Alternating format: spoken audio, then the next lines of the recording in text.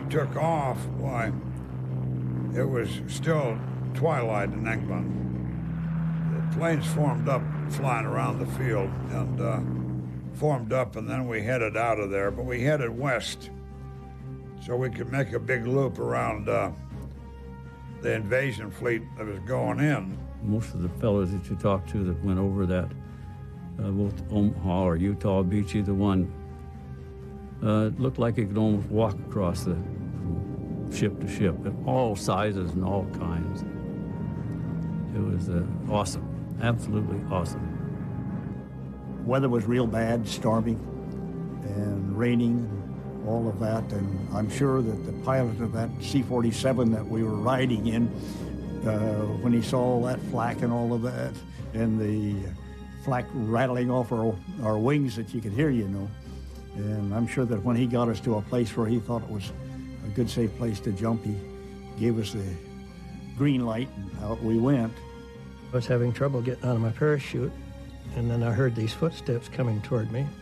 So I quickly rolled over and got my rifle out, and I was just bringing it up to aim, and this big cow stuck its head right at me and mooed right in my face. I was glad it was a cow. And then when it got daylight, we just heard some firing in an area up ahead, and we decided to move up there and join the groups. And then I saw these guys had been hit in the night. And then it wasn't training anymore. You saw the guys had been hit bad, and they were bleeding and laid open and so on. Then you realize this is real stuff here.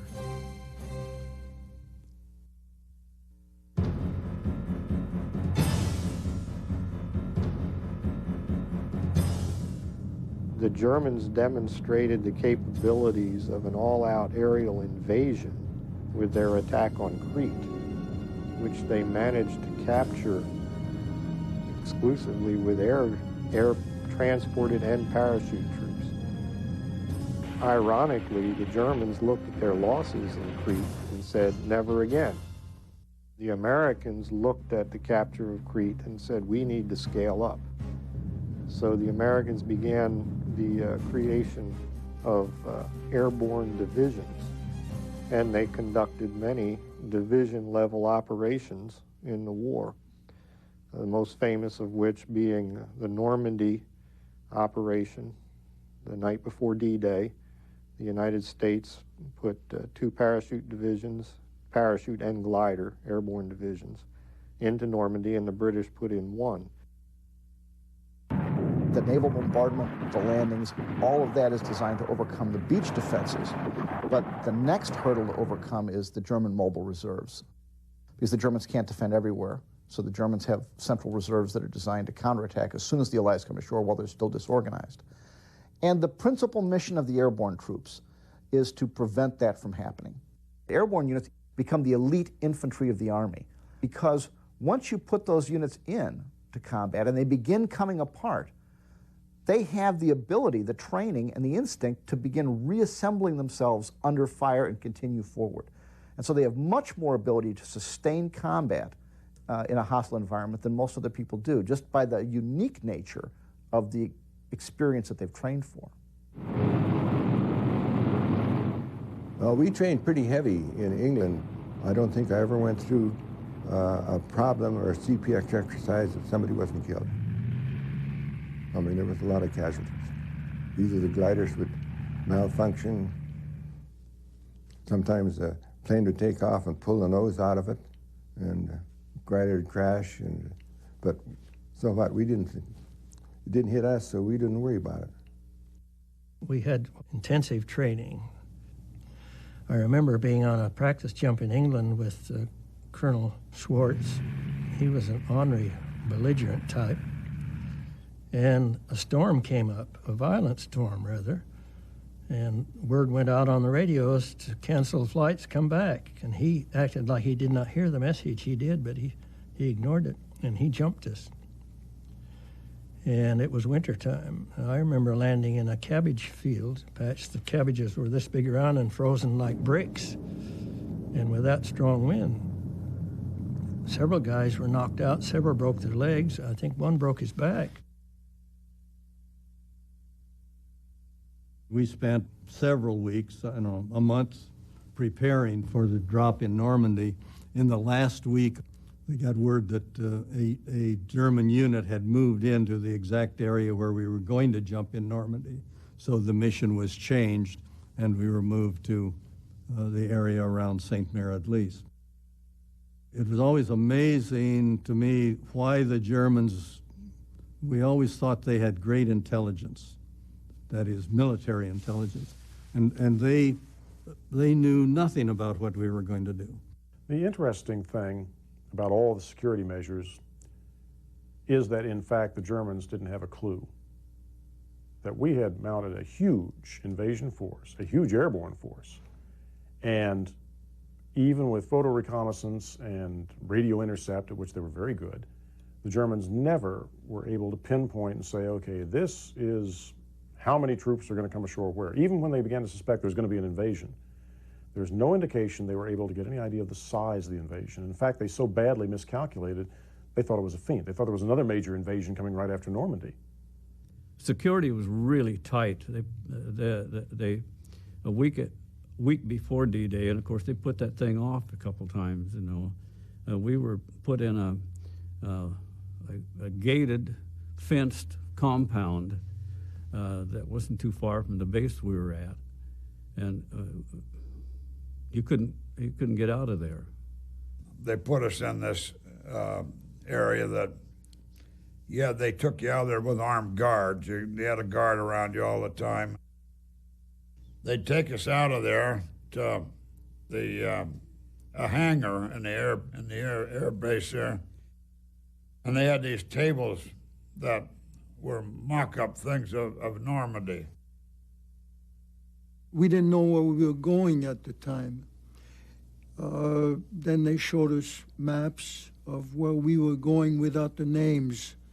It was only 3 days actually before the invasion that we knew exactly where we were going, that it was going to be France and Normandy.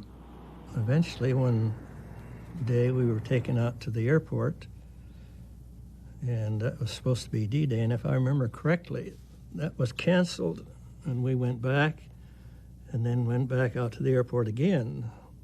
The real problem with the delay is the psychological effect on the troops involved. When you've been building up to something for months on end, you've gotten totally psyched up to go up there and do it, and then suddenly you're told, okay, oh, wait a minute, let's stand down. That's always devastating. We was ready to go. But when we loaded the planes that first morning and then had to sit there for an hour, then pull out again, then we got deflated, and there was a lot of hard feelings over it. The planners anticipated that it would be some time before the airborne would be relieved by overland troops. And as a result decided that everything that they needed to fight the battle for the first several days had to be with them, that they had to carry it with them. So in addition to their own personal gear, in addition to their own personal weapon and ammunition for it, they carried a considerable amount of extra ammunition for their own personal weapon. They carried extra grenades. They carried extra medical equipment, extra bandages and medical supplies, because there wouldn't be immediately resupply of that. So there's this whole array of things that are incidental and can be supplied from the rear in most circumstances that if they were going to need at all, they needed to carry with them. That meant we were just going to have more extra weight. And already when you went to get on a plane, it took 2 guys to boost you to get it in. So you can imagine what it was when we went into Normandy. You had a full field pack, of course, and you depending on what weapon you carried, you had your weapon. It never bothered me, that part of it, until we jumped Normandy. And then they fastened a British leg pack on, and I'd never heard of them before, let alone being familiar with them. And it got me into trouble. We were really loaded down. We were packed down with everything you could carry. I had a landmine on my lap strapped to my left leg, my trench knife to my right, yeah, 3 days rations, K rations. I don't know what all we had. Eisenhower came up and talked to us, and of course I was in the front row. And he was telling us that we could expect at least 30% casualties on landing. And he said, I want you, if you land and land safely, sell your life dearly. I'll never forget that. And, I wanted to tell him then my life wasn't for sale, but I didn't dare tell him that.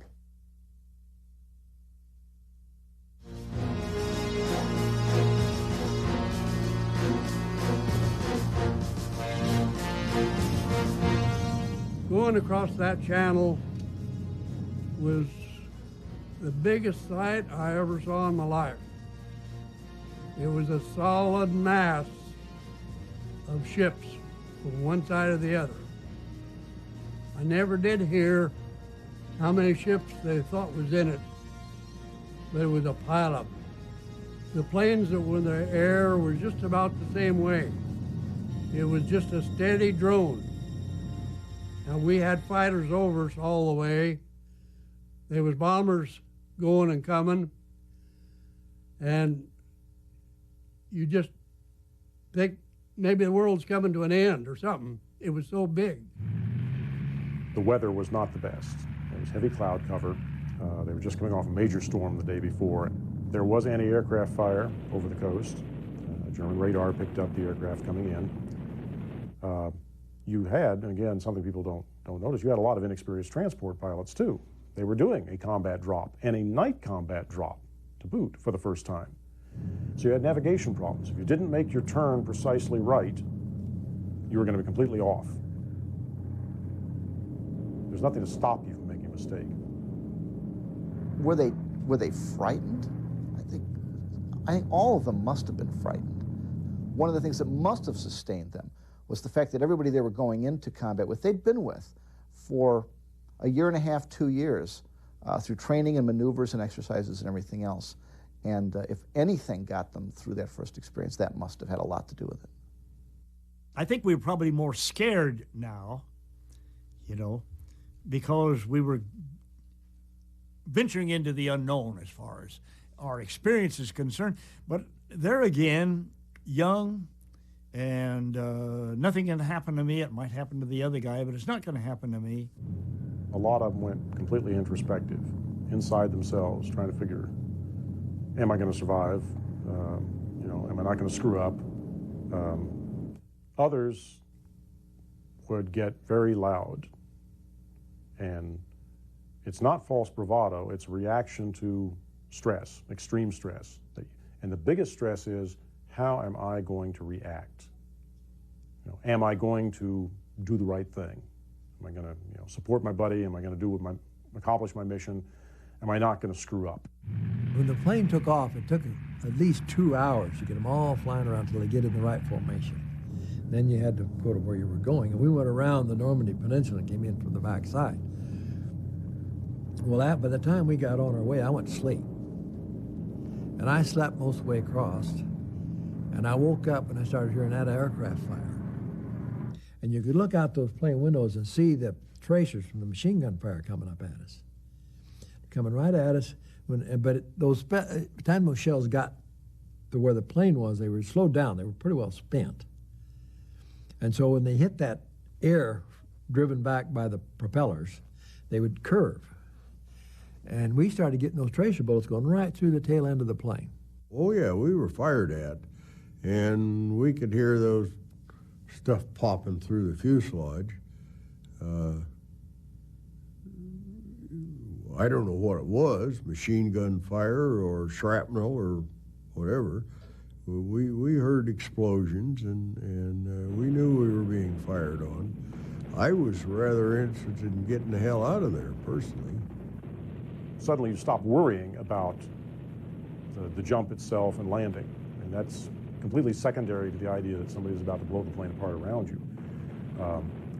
Not a great percentage of the aircraft were hit. The problem is that it scattered formations. People took evasive action, and thus it contributed to the scattering of the drop itself. The losses from air defense were more important psychologically than materially. Certainly the incidents of aircraft going down, so many people remember seeing that so vividly. that I think it had a tremendous psychological impact. I'm really not sure that the material impact was anywhere near that significant. We could see the fire up on ahead of us, tracers and anti-aircraft guns and machine guns, and fires going on down below, and so I don't know how many planes were shot down ahead of us. Our lead plane, the company commander plane, and company headquarters were shot down, and everyone killed. And as that was happening, why, instead of coming in at 500 or 600 feet, why, the pilots dropped way down and took evasive action, which is a natural thing to do. And they gave us a green light. I don't even think we had a red light, just gave us a green light, and out we went. When we hit the mainland, a 50 caliber machine gun got on us, riddled bucket seats up and down one side of the whole plane. Pilot hollered back and wondered how many guys were hit. We checked off up and down the line, and nobody. He wouldn't believe us. He sent the co-pilot back. He went back, nope, nobody's hit. Well, when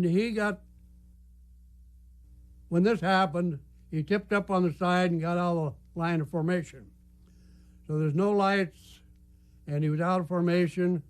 We got strict orders not to go back with the plane, and we told him to fly back in 3 minutes, and we'd go.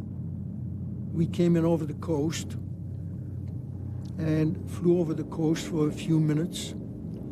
And at one time, our plane got caught in anti-aircraft fire, and the plane dove for the treetops. I think that must have been just about where the point where we were going to jump. The plane dove for the treetops and flew as fast as possible to get out of there.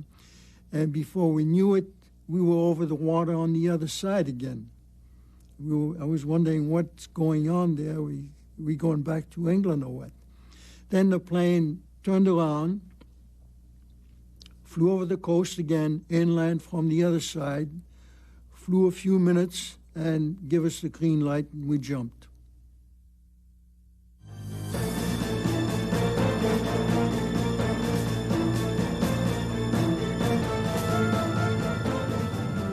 You've got a static line, and you hook that onto a cable that runs the length of the airplane, and then you check the guy in front of you to be sure that it's clear of his chute, and you're gone before you realize what's going on. You're so busy. You're so busy getting ready that you don't realize until you're gone. When we jumped, I don't think we were more than 550 feet off the ground, but I still had a couple bullet holes in my chute. Now, I seen tracers coming up at other jumpers, but the ones that went through mine, I'd just hear a little zip. That's all the sound you heard when it went through your silk.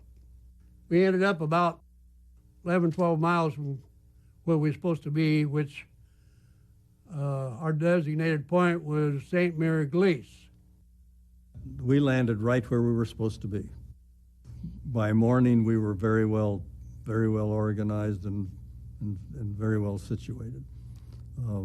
The other regiments had a lot worse landing. Were more scattered than we were. St. Mary du Mont was where we were supposed to be. We weren't. I was several miles from there. I didn't see St. Mary du Mont until afternoon. The plane was supposed to be at an elevation of about 500 feet when we jumped, and 300 when the last guy got out.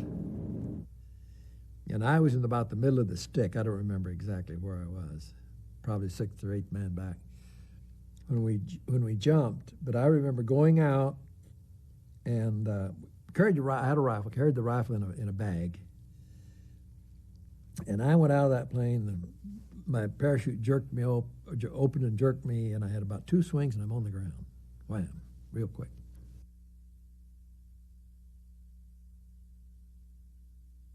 A lot of Normandy, to this day, is either very heavily overgrown, the famous hedgerows, but also woodlots, isolated trees, swamp areas, marsh, and any of these are very dangerous to drop into. And then, of course, you're dropping at night. And I suspect there were an awful lot of minor injuries when the airborne troops that got lumped in with the combat casualties for the day, because I knew a lot of paratroopers in the Army, and its injuries are a fact of life in peacetime. Now you're overloaded, coming in at night into rough country, usually into country that is not where you're supposed to be, and you're just asking for injuries. There was a lot of them that lit in the water and drowned because they had the pockets full of stuff and their guns and so on, and they couldn't swim. And some of the water was too deep, but some of it was shallow enough that they could walk on the bottom and get out of that water. And a lot of them got killed there. A lot of Americans got killed in the water. We were just getting ready to get on those planes, and somebody came and fastened that leg pack. I don't know what was in it. I couldn't get up into the plane by myself. They had to help me up in there. So I landed with that thing over my head in water. And I couldn't get it off. So here I am like some kind of a fish jumping up to get a breath of air and then go back down. And I'm a non-swimmer. So this it was something of a problem. I did get it loose, and then I discovered that I'm in 7 feet of water here, and it's 18 inches deep here, and it's 18 inches deep here. I'm standing in a ditch. This is the area that the Germans had flooded. I landed in an elm tree. The canopy of my chute drifted over an elm tree, and when I came down, my back hit the back of the hedgerow, which is always, it was a lot of brush. It's like backing into a cushion. My feet were touching the ground. When we jumped in Normandy, I hung in a tree. And I couldn't see anybody, I couldn't see anything, but I thought after you're there for a while, your eyes kind of become used to it. You can see silhouettes and stuff like that. And I thought I saw a man. Pretty soon I heard a click, click. And I knew what he had. He had one of those smirk guns. They were, you know, you could shoot multiple shells. And when he done that, then I could see him move his arms, you know, and he was ready to shoot down at me. He didn't know I was there. He thought I was, because he see the plane, he could see the chute hanging in the tree. Boy, I reached down and got my knife, and I cut myself down, and I rolled out. He did. Then he left. He thought he got me. After we landed and we were so damn dispersed and away from where we belonged, I don't know where, I couldn't go to the map and tell you where I landed. All I can tell you is that I wasn't anywhere near 101st people. I don't even know where the people out of my plane landed in relation to me. The scattered drops create so much confusion that they didn't know where our center of activities was or what we were doing. This was further compounded by dropping dummy parachutists. Now, I never saw a dummy parachutist, but I was told they were small bodies, not man-sized, maybe 3 feet tall, and they were dropped all along the west coast of the Cherbourg Peninsula. And that, too, added to the confusion of of who was where and what their actual mission was. But the Germans took a long time to recover and figure out where the attack was really coming from.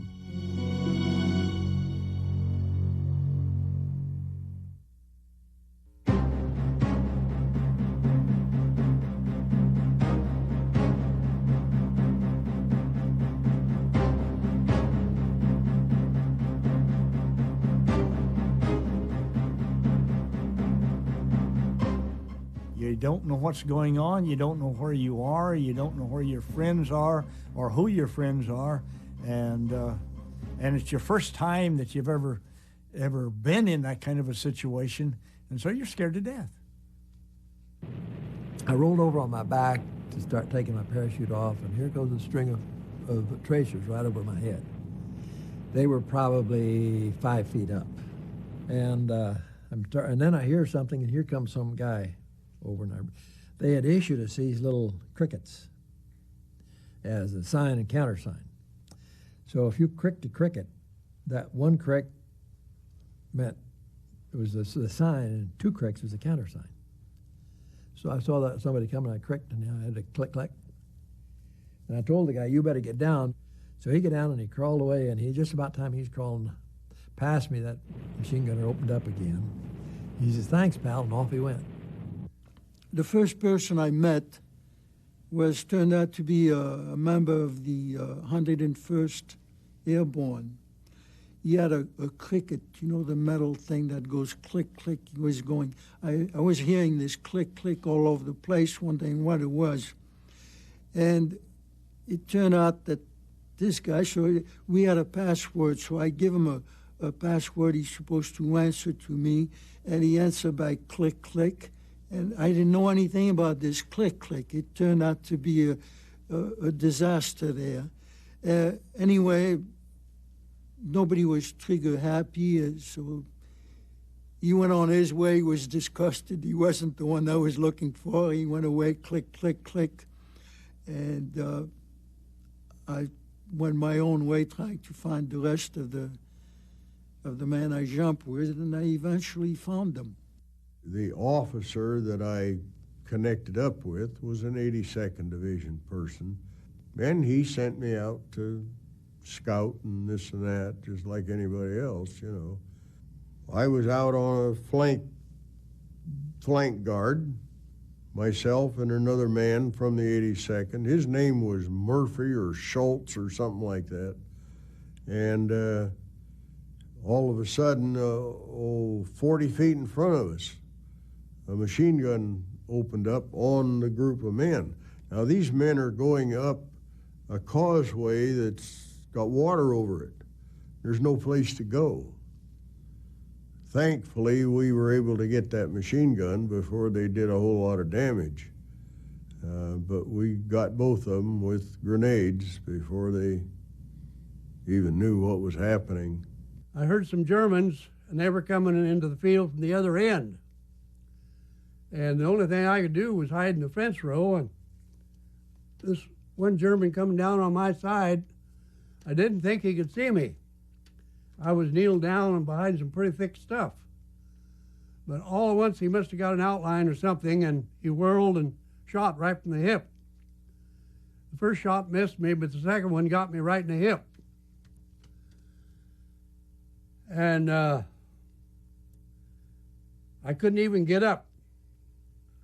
I kind of rolled out of partly out of the hedgerow, and he come over to me, and Danny heard this going on, and he worked himself way back up the hedgerow, and this guy was going to finish me off, and Dan finished him, so I gave Dan credit for saving my neck.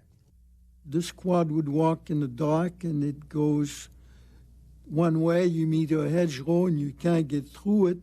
So you turn around, you follow it this way, that way. It seemed to me that they were going around in circles. And I remember in back of me were 2 medics, and the last one bringing up the tail was a corporal. And we were following this through the hedgerows, and at one point they stopped. at the corner of the hedgerows, and they stopped. I'd look around the corner of the hedgerows if they were still there, and come back to my position and waited. And after a while, I went around the corner. There was nobody there. They were gone. The rest of the squadron were gone. And the back of me was his two medics and the corporal. And so I talked with the corporal and decided that they didn't know what they were doing anyway. They were going on in circle in there with the hedgerows. There was no way to go straight. You couldn't get through a hedgerow. You just had to follow it until you found the way out. So we decided they didn't know where they were going. We wanted to go the other way. So I talked with the corporal. We decided to go our own way. The two medics didn't want to go with us. They left, and I never saw them again. I hope they find the rest of the platoon. And here comes a German soldier with his, he had his burp gun hanging over his shoulder, his submachine gun. And I had my rifle in my hand, so I shot him. And then I shot him again, and then I threw up. I made my way into St. Mary-Église, and everything was quiet there. I guess I was one of the first guys in there, except we had what we called pathfinders, and they went several hours ahead of our regular jump to okay the landing site for us as we came in. They had their little bleeper radios. But as I walked down the main street of one of the main streets of St. Mary-Église, which is a little village, there was a row of trees along the side, and practically every tree had a paratroop pathfinder hanging in it by his parachute. And they were all riddled with machine gun bullets and blood dripping on the sidewalk. Our mission was really centered around St. Mary-Église. At that time, there were not a lot of roads. St. Mary-Église was a major road intersection of roads from the north, from Cherbourg, from the west, and from the south. Would be a major road hub for anybody counterattacking Utah Beach. So our role was to block all of the accesses to Utah Beach to give the beach landing forces protection until they could come up and join us. As I walked up the street, another paratrooper came around the corner and met me. And we walked, I forget which way, but down one of the streets, and we came to another corner. He went around one way, and I went around the other. And I hadn't gone 100 feet or so until I heard a shot, and I ran back and hollered. Down the street he had gone, there he was lying on the sidewalk with a bullet through his chest, and he was breathing his last. I looked around, and I couldn't find anybody who might have done that, but down at the end of the street there was open tree area, so I imagine there was a sniper hidden in there. As I walked around the next corner, I saw one of our paratroopers sitting under the trees back in there, so I went back to see what was up. And he wasn't really sitting. The parachute was hanging on the tree, and he was in a sitting position. When I got close to him, he had a bullet hole right between his nose and his eye. Somebody had gone up and shot him with a pistol. And this was a little guy, he was about 18 years old, who had played football with me a couple of 3 weeks before in England. So it made me feel kind of sad about that.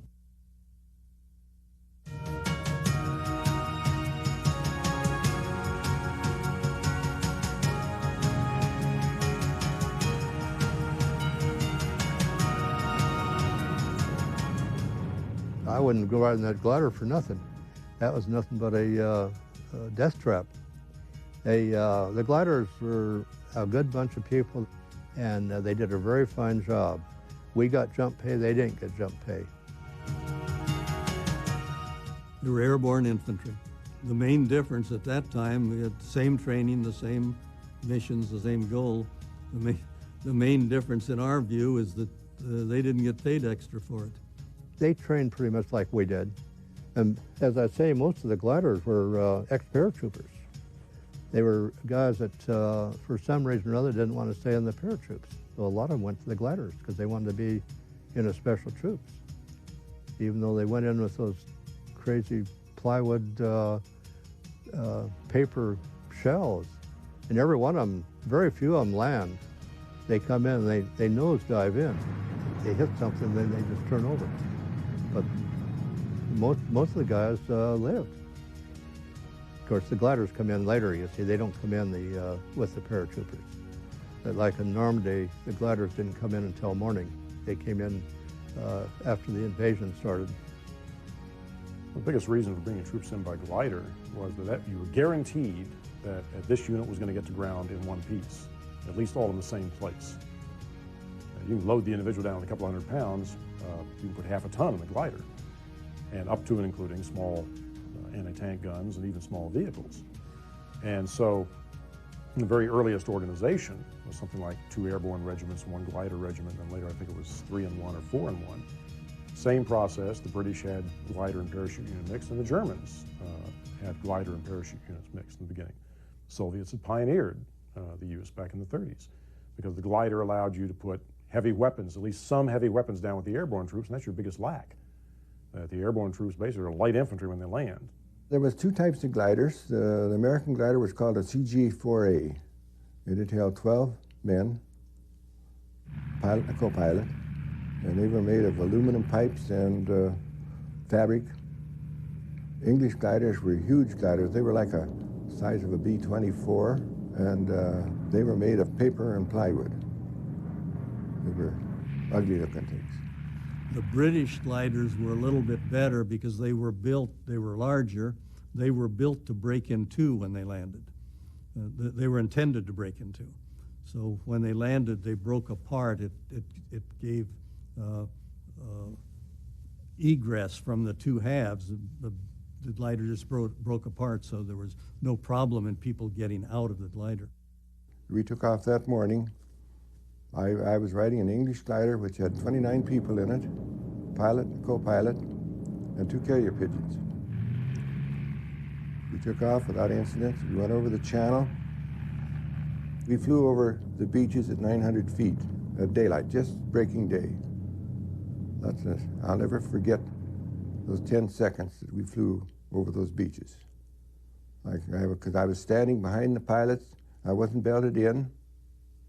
And I was watching, well, just a few seconds going over the beaches, but I'll never forget it. And it wasn't, it's not very far, 20 miles, 25, 30 miles maybe at the most where we went across. We released at the correct height. And what we hadn't noticed in the photographs was that the poplar trees that were surrounding the fields were there. But in the photograph, we didn't see them. I'm to find out later that the Germans had gone in and cut all the limbs off, or had them cut off, so they wouldn't show up in high altitude aerial photographs. But they were take your wings off if you have. So you had to go over the top of those and still get to the ground and still get the thing stopped. Just before we hit the ground, the lieutenant in back of me hit me in the back. It's a nice landing, and he knocked my helmet up over my face. So I didn't get the glider straightened out. Now this all happened so fast, and I think this is about what it was. We hit the ground going a little bit sideways, maybe not 45 degrees, but enough to shear the landing gear off. Well, it turned out to be a good move, because all the glider did was make a ground loop, and it stopped real quick. It tore it up pretty well, so it was uneventful. Some of the fellows didn't have such good luck. They ran into the hedgerows, and some of them didn't come out very well. The problem with the gliders in Normandy, of course, is that there isn't a lot of open land to land in. And there were huge casualties, accident casualties in the glider troops. And of course, the glider pilots were just about considered themselves expendable as soon as they cut loose, because their chance of surviving was, well, if you hit anything, the first thing that happened was the whole nose of the glider collapsed, and that went the pilot. And in the Normandy and the hedgerows and the woods and everything, you had to be very careful. Our tow plane, which was a C-47, it was shot down. So we had to land, and we didn't land anywhere near where we were supposed to land. The area where we landed was hedgerow country, little bit of plots. Our glider landed, crash landed, went into a bunch of trees. I fell out. 29 people were killed. I was the only survivor. Normally, we were told we would become ground soldiers when we got on the ground. Most of us thought, well, hey, we did our job. So we reported to headquarters, and they told us, yeah, we had done our job, and we were to get back to Utah Beach. And they were short of glider pilots, and I guess they used all of them on D-Day. So we were told to get back the best and quickest way we could. We landed among German soldiers. They were as scared as we were, and tried to find an outfit. Most of the officers were killed. It was bedlam for a day or two till we got straightened around. And I think I've often told the people that I've talked to, I said the biggest problem we had, the Germans wanted to surrender, and we had to have a compound to take these German prisoners. There was rifles, grenades, anything you wanted to find on the ground, arms of any kind. We spent the hardest part of our time, the first few days, was disarming the French people, because they would grab these rifles or whatever it was, and they would indiscriminately just shoot the Germans. We missed a turn, probably. There's a lot of crossroads in that area. We saw a walled small city, and we started to go into the town, and a Frenchman had come out and he was waving his hands, and so we stopped, and he finally got across to us that the town had not been liberated yet. So we were probably lucky that I don't know this, but he said it was still occupied by the enemy. And had we gone into the town, we may have ended up in not too good a shape. So we spent 30 days in Normandy, just as assault troops. The one day I can vividly remember, I was sitting in a small ditch with the battalion commander, a company commander, which is a captain, and a radio operator, and myself. And we were watching the troops advance across this valley. And I got tired standing there, so I walked around the corner of the ditch, and I was maybe 10, 15 feet from them. An artillery shell came in and killed all three of them. I was the only one alive out of that mess. So then I had to go report back that our commander had been killed, our company commander had been killed, our radio, we didn't have any radio. And so it was a matter then of first sergeant, staff sergeant, tech sergeant taking over until we got officers. So I was lucky again. In fact, my middle name was Lucky, I think.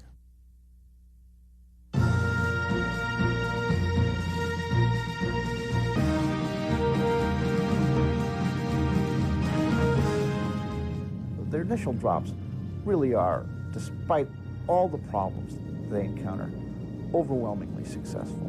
The 82nd and 101st, for all the confusion of their drops, I mean, the confusion of their drops probably add to their success. The Germans are unable to ever figure out exactly what's going on there until it's probably too late. The airborne is able to capture the important choke points and secure the important exits from Utah Beach. So all of that goes real well. The airborne is then reassembled, and although the original plan was to pull them out pretty quickly, they end up staying in Normandy for quite a bit longer. They had some still pretty strong units, and those were committed to the real grinding infantry fighting that was necessary to enlarge the beachhead.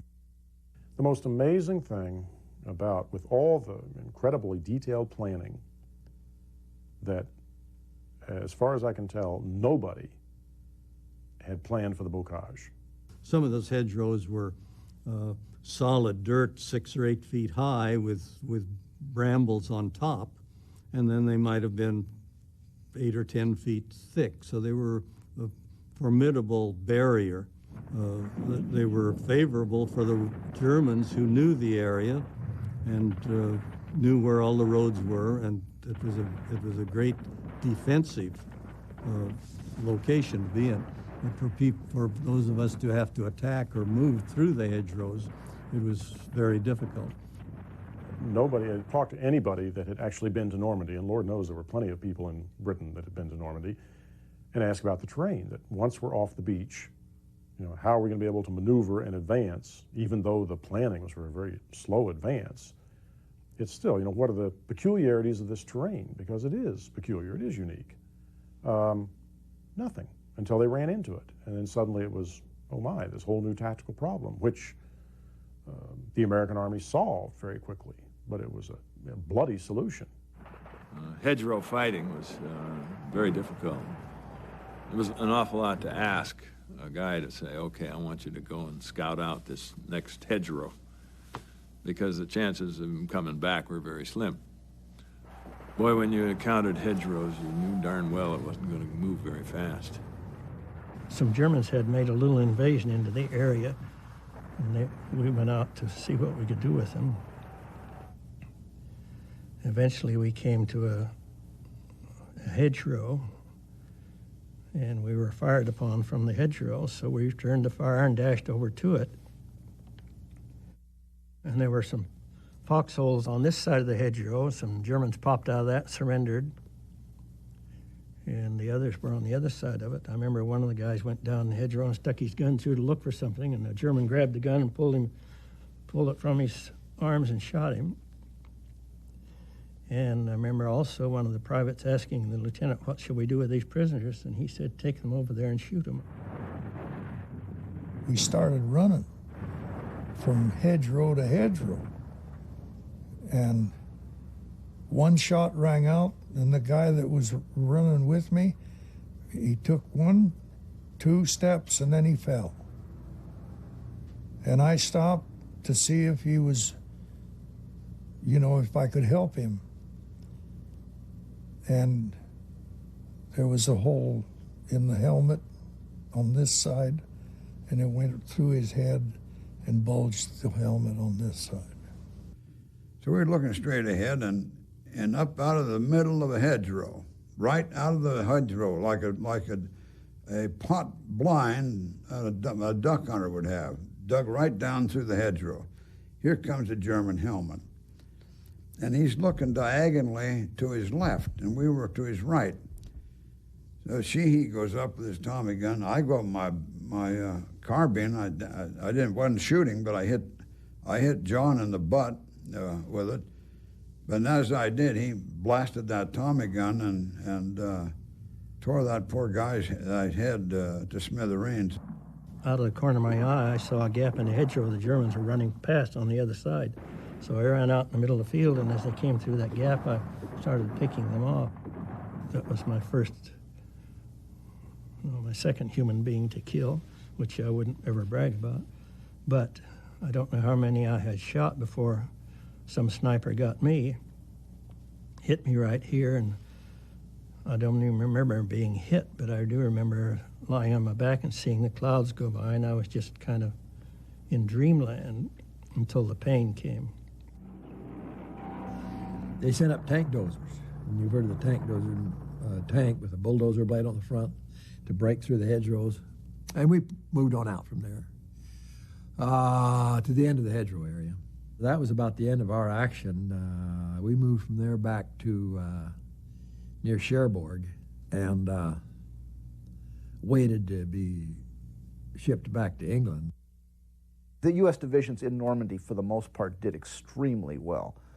The airborne had an advantage in that they were picked troops. They were volunteer troops for the most part, and that gave them a somewhat higher quality of manpower. It made them a bit more aggressive. I think the infantry was more aggressive in the airborne. You've got to be pretty aggressive to jump out of an airplane into enemy fires. You put those together, and you've kind of got a recipe for a combat edge that a lot of other infantry divisions didn't have. We were trained, I think, more thoroughly than the regular troops were. Our uniforms were distinctive, and we had the elan that we were the best, and we were brainwashed, I think. I use the word brainwashed because we were led to believe, and we led everybody else to believe that we were better than anybody else. So it was a matter of brainwashing, I think. But I still believe I was better than anybody else. I'm proud of the part I took. I am, but I wouldn't make it out as being unusually spectacular. I just did what everybody else in my unit did. We all did our job. We all did it right. We all did it well. And I think we were in a special unit. I think we were special troops. I think there's something special about a paratrooper group.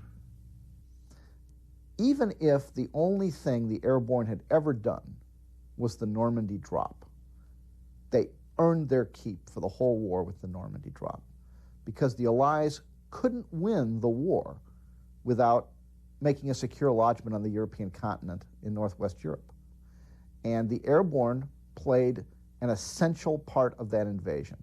And even if we just raised those divisions for no purpose other than making that one drop, they earned their keep, because at that point they became a strategic instrument, essential to the successful prosecution of the war. What more can you ask of a unit than that?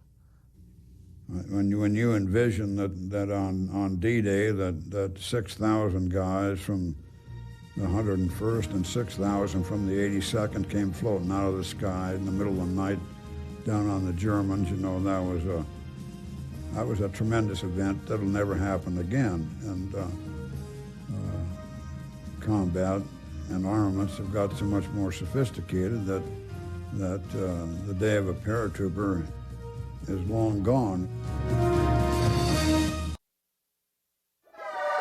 They came right out of the pages of a Buck Rogers comic book. Rocket-powered fighter planes and guided missiles. When Winston Churchill learned that the Germans had made these science fiction fantasies a reality, he shivered in dread. England would be their natural target. One slim hope that Hitler had, as the war is obviously not going well for Germany, is that in the conventional forces of panzer divisions and Stukas and bombers and all of that is obviously not going to win the war for you. You're losing the war. So what is? Why keep hanging on? It's because of the wonder weapons, the so-called wonder weapons that are being developed, the jet fighters, the rockets, the V-1, the V-2. In the late 1930s, many aircraft companies were hard at work on designs for jet aircraft. Hitler saw potential in this and ordered further development of several designs. One of the earliest and best known was the Me-262. The Messerschmitt 262, of course, was the Luftwaffe's a twin-jet, a turbojet interceptor that achieved limited operational use during the last year of the Second World War. This truly was a generational leap in aircraft design. It was powered by two UMO 004 turbojets, and it packed a battery of 30mm cannon, all mounted in the nose. One Allied pilot who encountered a 262 and survived described the airplane firing at him. It says it was like staring into the gas ring of a stove, just a ring of blue fire coming out of the front of the aircraft. Tactic-wise, we could not catch them. We didn't have any reason to turn with them. And the only time that an Me-262 was shot down was either on takeoff or landing when it was most vulnerable. We had a government with brains and guts, you know. It wouldn't have been a D-Day. I would have taken 100 262, 1,000 bomb on and bombed the shit out of the ships over there. Second, Pearl Harbor, easy. Lose 10% of the airplane, lose them, so what? They wouldn't even have lost them, because we were too fast. We saw them going through an adjoining group formation, and they came through faster than anything we'd ever seen. The first time I saw them, I was flying top cover for a dive bombing mission, and one came in at us, and I was on the right side of the bombers weaving, and I heard somebody holler, bogey at 2 o'clock, and I looked over and saw this plane coming in. And I hollered, I got him, and I turned to go at him, and as I was turning, he went by me so fast I could not believe what I saw, and went out the other side and was gone. The ME-262 entered service late in the war without being technically ready and suffered from a lack of pilot training and extreme fuel shortages. The problem with the German jets was really a technical problem and an engineering problem. The airplane was simply not ready for combat. Introducing a new airplane completely different from the standard way of designing an airplane suffered from new materials, different materials, and small building schedules. ME-262s, boy, they were fast, but they were only good for about one pass. They don't have enough fuel to make one pass. The ME-262 was not the only German jet design and development. One of these took a radically different approach to jet aircraft. The 163 was a rocket-propelled interceptor. Rocket propulsion achieved a lot of interest in the interwar period as the next great frontier, and the Germans were among the world's leaders in this case, liquid fuel rocket technology. This rocket-propelled interceptor would take off, rapidly blast to a high altitude, and then execute a combination of diving and powered attack, basically making one pass on an Allied bomber formation, hopefully shoot down a bomber on a single pass, and then a dive out of harm's way. They would come screaming down through the formation, and I don't know that I could even track them with the turret because they were going so fast.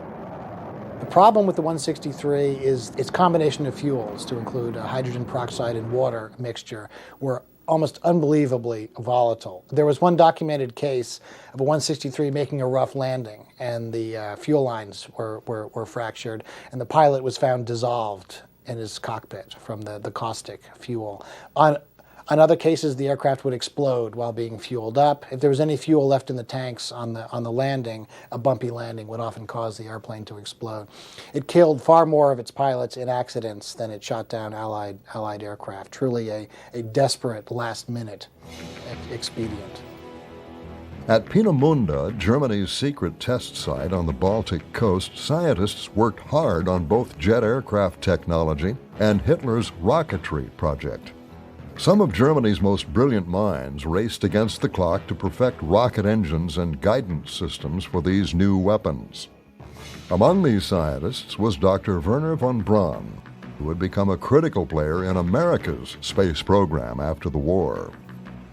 German rocket scientists who, like von Braun and the rest of them, had a desire really to have fun with rockets. They wanted to go to the moon and everything. But Hitler has a program, and he's hoping that these weapons are going to end up giving Germany the extra edge it needs at the last minute, at the 11th hour.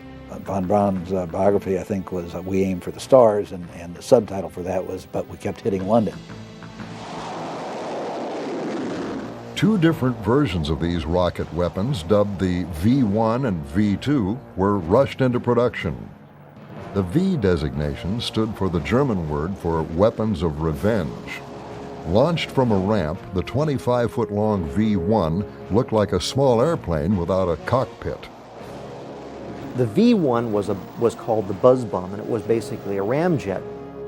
Hitler had planned and called for and demanded that the Germans be able to produce fire 8,000 of those a month beginning in January 1944. Had they been able to do that, they might really have interfered with the invasion plan, because while they were not hardly precision, I mean, they at least got in the area, and that would have been a heavy, dangerous component. But our strategic bombing, prevented their buildup, and so their firing got off after the invasion, and it was at a very low level. We started hearing about strange explosions up in London. They said, it doesn't sound like an airplane, but all of a sudden there's this whoosh, boom, wiping out a whole block. And suddenly, in our area, we were down south, we started getting buzz bombs. You could hear them coming, put, put, put, put, put, put, put, put. And when they stopped, that's when everybody, and boy, they sure make a hole all right.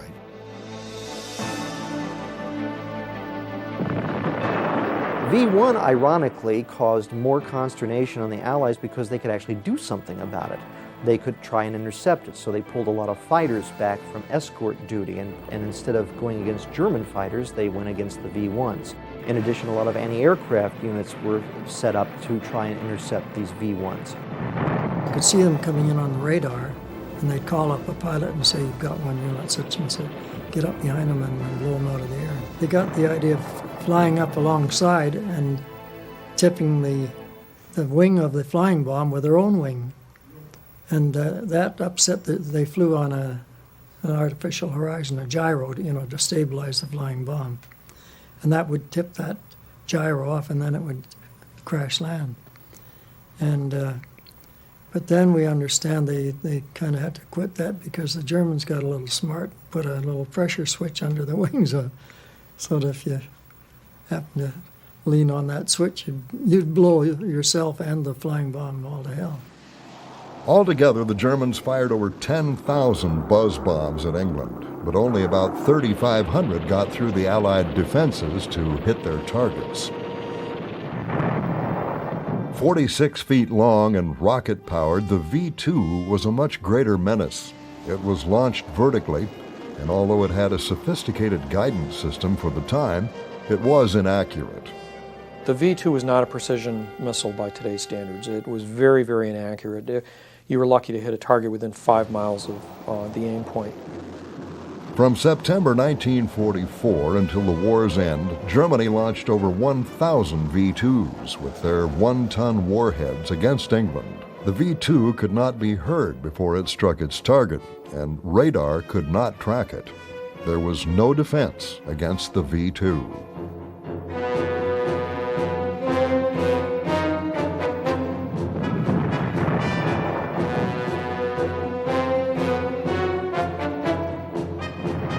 Senior officer took us into the filter room, which was off to one side.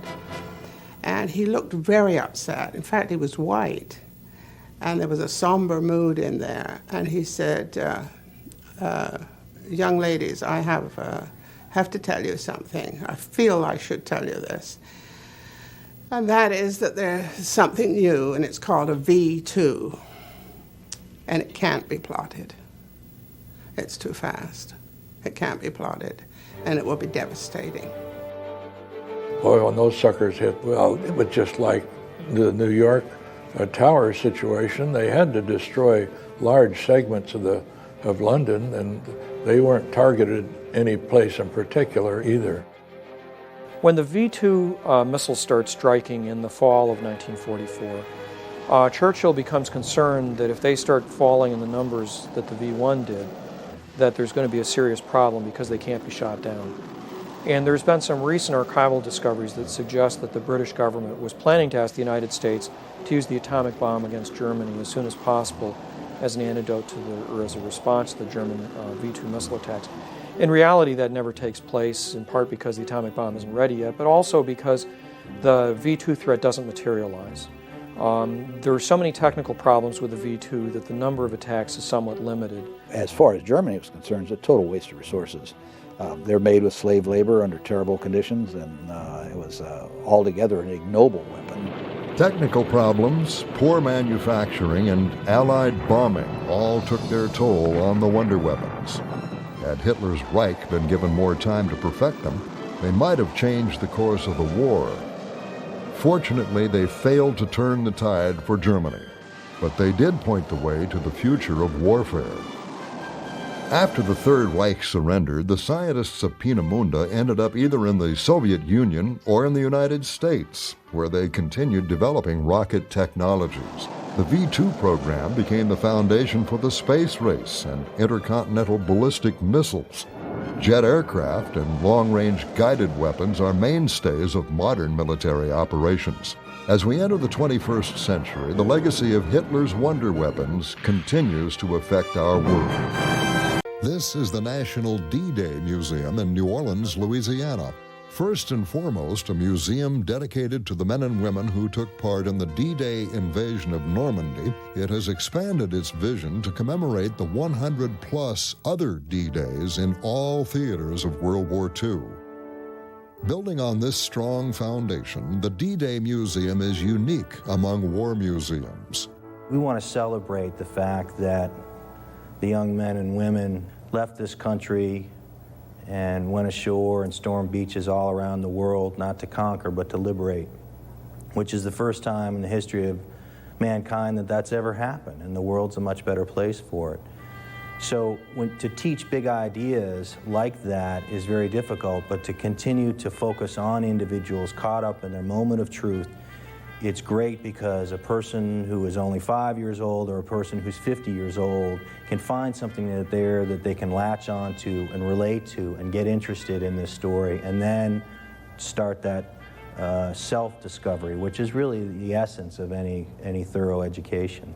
We are very excited that so many people come here and enjoy learning a little bit about the great event of the 20th century.